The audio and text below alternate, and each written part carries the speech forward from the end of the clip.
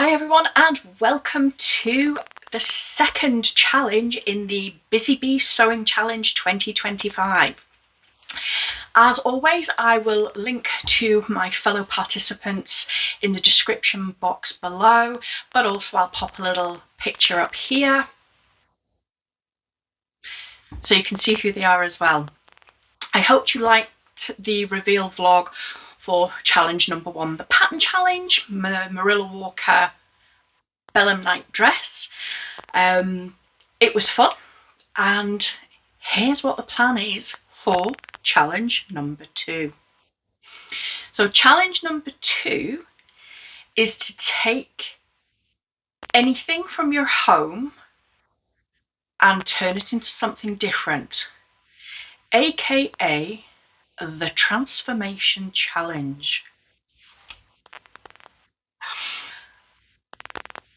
I don't tend to have an awful lot in my house that I can reuse because I'm not very wasteful, if that makes sense. So if I've had something in the past, I would donate it or use it again, but I don't have lots of things. So I kind of have 2 things in mind that I could use, and this is going to be controversial, so hear me out. I got married first time 30 years ago, and my mum made my wedding dress, and if I can find a picture I will slip it in here, but if I can't find a picture I will take one of it on the mannequin and slip it in here. But it feels wrong that this beautiful make isn't going to have another life again.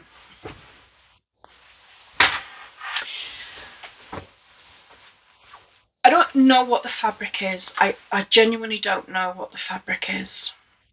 It might be silk. I don't know. I know she hated making it. She hated working with it. It was a challenge.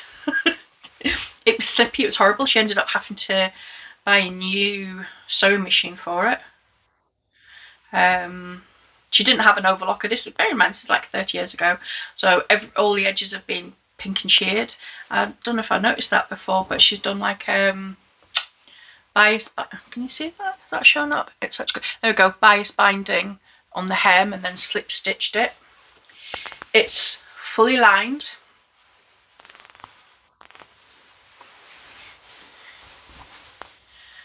Hand on all the buttons and Rolo loops. Now this bit I do remember. The lace. She hand dyed the lace to get it just right for what she wanted. What's that? What's all that? Yeah, it's just gorgeous, love it. But I'm never going to wear it again. And this is very much an in colour this autumn season.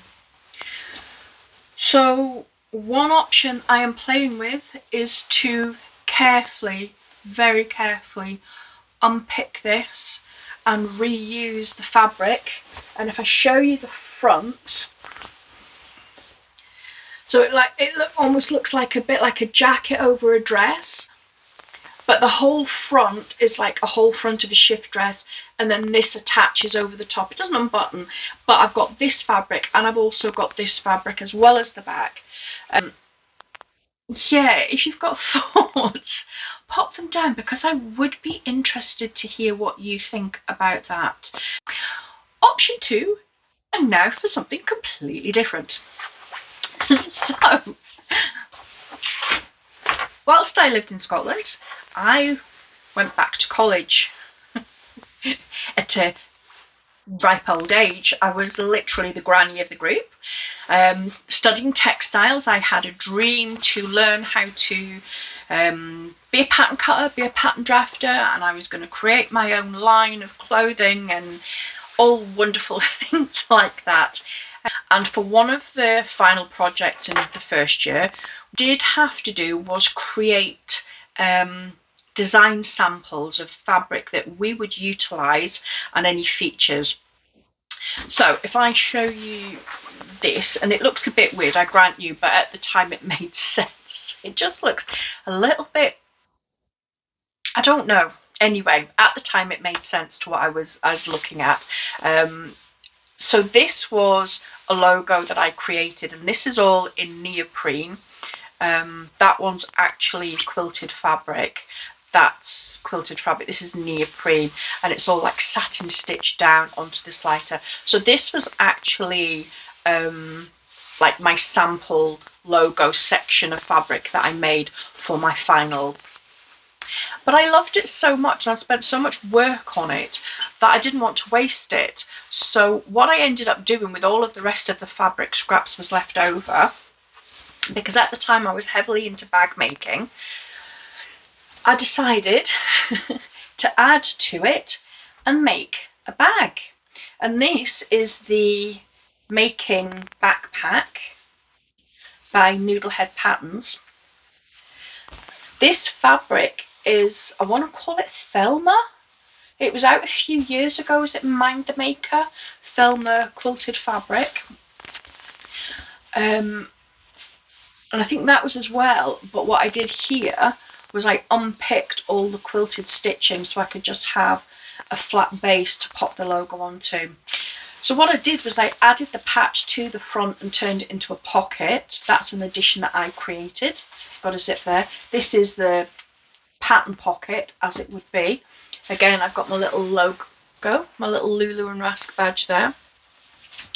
So this was a creation that I made from something else that was just wasted. I never ended up getting it lined because my machine could not cope. This is actually neoprene, and I think the combination of neoprene and quilting was just more than my poor machine could cope with. I tried it on the college's industrial machines. They said no as well. So it's not even substantial. It is a mess. I did use it for college for the remainder of that year, but haven't used it since. My style has changed. I'm not really, I'm a little bit posher than that now. So I've got this bag in a different version. I've actually got the buckthorn tote bag as well, which is in a Bedford cord, which I use more when I need to.